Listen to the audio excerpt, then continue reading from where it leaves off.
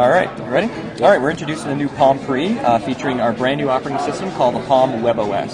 And the beautiful thing about Palm WebOS is its ability to bring all this information together, regardless of where it resides, into one simple and clear and concise view. And then it allows you to effortlessly flow through all that information with a really intuitive and beautiful UI. So if we take a look at it, it's almost like the phone is actually thinking for you. Is this the GSM version? This is the UMTS GSM version, yes. Right. Yes. So you can see when you first slide open the phone, the first thing you see is the beautiful wallpaper that you've set. It's all customizable. And it's really about the UI. We wanted to eliminate any big buttons or any windows or X's. It's all about you and the application. You can even see in the front of the phone there's only one button. The area above here is called the status bar, and that almost looks like a part of the hardware rather than the software, because we really wanted you to concentrate on the UI and the applications that you're working on. The only one thing is that we do have a quick launch bar at the bottom, and that gives you one-touch access to your favorite applications. Again, fully customizable. So the first thing I really want to show you is the power of something called Synergy. And Synergy is that ability to bring all that information together. So if we look at Synergy in Contacts, as we open up Contacts, again, it's a full touch screen, so it's really easy to kind of scroll through everything. If we look at one specific contact, Sophia, that's Sophia's information. If I wanted to use the gesture area, I simply just go back. It's acting a little buggy here. There you go. And you can see a little indicator at the bottom that went off and acknowledges the fact that my gesture was recognized. I'll show you that again. So the beautiful thing about Synergy is the fact that it brought this information from a variety of different sources. And you can tell that by just simply clicking on her. This is for my Google, my EAS, and my Facebook. All in one simple, logical view. Synergy also works in a couple of different areas. For instance, in Calendar. And to get to Calendar, I can use the gesture bar. I simply just slide up. And then there is my quick launch bar that you saw before. And I just simply let go, and it launches Calendar. And then this brings all my calendars for the entire day in one simple and logical view. So if I have a Google Calendar, my EAS calendar, even a subscribed calendar through Google, it's all brought together in one view. But the beautiful thing about this OS is if I have multiple things going on in my life, I can flow from one application to another. I simply hit the center button, and I can actually go back into my contacts if I'd like to. Or if I'm done with that, I can go over and look at my calendar again. Launch a new application like email. And there it is there. Synergy at work, bringing all my different email together as well. I can always go back and take a look at a contact too. When I'm done with it, I flick it away. Is there anything that a long press on that button does differently than just calling up those multiple functions? No, right now we really wanted that primarily to be the anchor behind the card view, and that was that view I showed you before.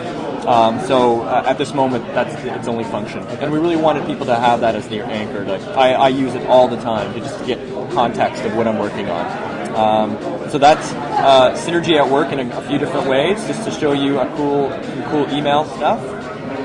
There's my inbox again. Everything's there.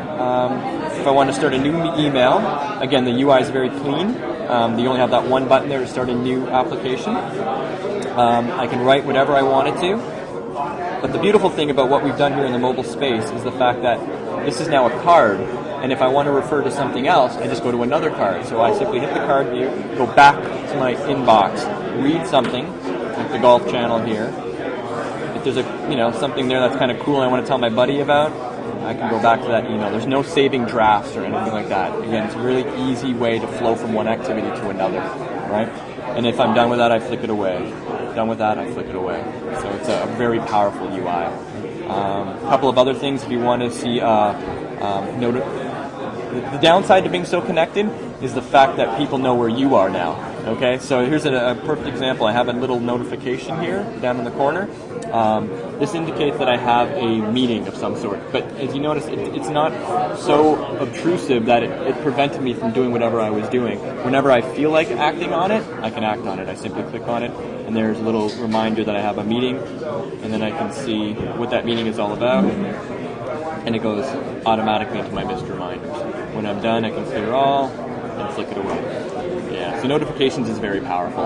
Obviously, you need a great web browser too, so I'll show you what the web browser looks like.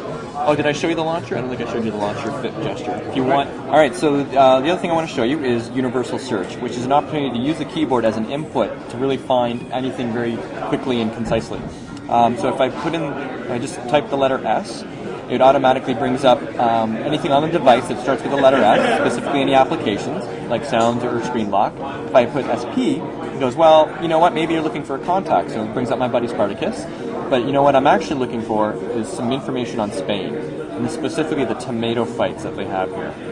So if I type in a certain amount of characters, the phone realizes you want to do a web search because it's gone beyond the scope of the phone.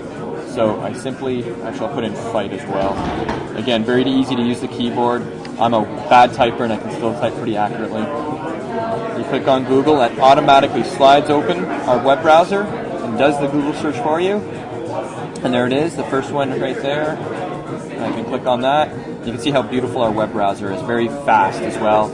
That's a Wikipedia page. You can zoom in on these guys fighting. Is this on a live UMTS connection? This is on, actually I think right now we're just taking advantage of our Wi-Fi signal here. So this is actually how the author intended this page to look like. That's really the key aspect, right? And if I wanted to launch a new page, I simply hit this button here, start a new card. And then our bookmarks are not text bookmarks, they're also text in a thumbnail. This is loading. I can actually go back to that other page, read about something while that other page is loading. It's probably done now. It's super fast. There it is. The fact that it is a live application, you can see that by the accelerometer. They both switched over. Also with the accelerometer, when you do switch this way, the gesture area now becomes a way to navigate, so I can actually use that to kind of scroll through the page as well. So that's the beautiful thing about our web browser. Again, it's authored the way, or it's rendered the way the author intended it to be. And when I'm done with it, flick it away. Flick it away. It's acting a little buggy there. But that's I showed you a lot, but just to give you a quick recap, it's the fact that the OS is so beautiful it's almost invisible. The fact that Synergy brings all your information together, regardless of where it resides, to give you one simple view. We've got a great web browser, and it really links together with universal search as well. And finally, our notifications are a great way to manage your life and manage that information that's coming to you in an unobtrusive way. Obviously in a great, beautiful design as well. How about the Touchstone? Yep, the Touchstone is a new product from Palm as well that we're introducing. It's Palm's first inductive charger, and as you can see how it works, I'll actually get another device here for you that actually has the cover. It's a different back required. It is a back required, so when you buy Touchstone, you get the cover as well. So you simply just place it on there, and it automatically charges. Can I take a picture? Yeah, no, go ahead. So it's charging as soon as you place the device on the Touchstone. No wires attached directly to the device. And magnetics are holding it in place. Yeah, magnets are holding it in place, and you can do it in either portrait or landscape mode as well. You could watch a movie at the same time while you're working away and it's playing and charging at the same time. You can actually have, if a call comes in, if you answer the call, it's automatically in speakerphone. Or speaker go off if you take it off the Touchstone? Yeah, so if you just pick it up without answering it, it answers automatically for you and you can talk. So Can we take a look at the back again? Is it from the outside? Does it look any different? Other than just being a little slightly thicker? Oh, you mean with the back cover? No, it's almost virtually the same, right? It's almost the same thickness. So, and again, you've got full access to the, it doesn't intrude with the camera or anything like that. Great. Yeah.